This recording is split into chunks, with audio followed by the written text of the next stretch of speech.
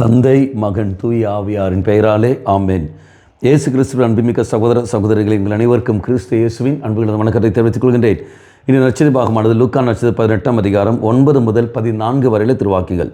குறிப்பாக 13வது வாக்கியம், வரி தண்டுபவர் தொலையில் நின்று கொண்டு வானத்தை அண்ணாந்து பார்க்கக்கூட துணியாமல் தம் மார்பில் அடித்து கொண்டு, கடவுளே, பாவியாகிய என் மீது இறங்கியருளும் என்றார்.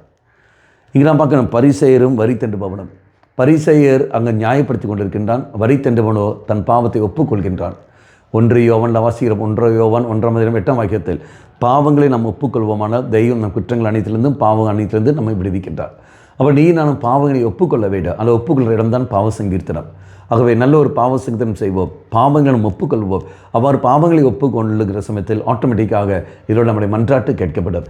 பாவ சங்கீர்த்தனம் வழியாக நம்முடைய மன்றாட்டு கேட்கப்படும். ஆகவே நாம் பாவ சங்கீர்த்தனம் செய்வோம், அடிக்கடி பாவ சங்கீர்த்தனம் செய்வோம். வருஷத்துக்கு ஒரு முறை என்பதல்ல, மாறாக குறைந்தது மாதத்தில் ஒரு முறையாவது பாவ சங்கீர்த்தனம் நிர்பந்தமாக செய்வோம். வாரமோ அல்லது 10 நாளுக்கு ஒரு தடவையோ அல்லது 20 நாளுக்கு ஒரு தடவையோ அல்லது 2 வாரத்துக்கு ஒரு தடவையோ, எப்படி இருந்தாலும் சரி, ஆனால் 1 மாதத்துக்கு மேலே நீட்டக்கூடாது.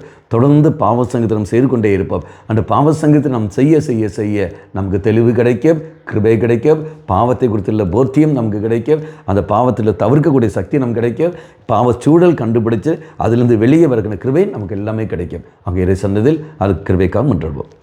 நல்லவனாய் தெய்வமே, என் குற்றங்களையும் பாவங்களையும் ஒப்புக்கொள்ள தைரியம் எனக்கு தந்துள்ளோம். நல்ல கண்ணீரோடு பாவ சங்கீர்த்தனம் செய்ய வல்லமை எனக்கு தாரும்.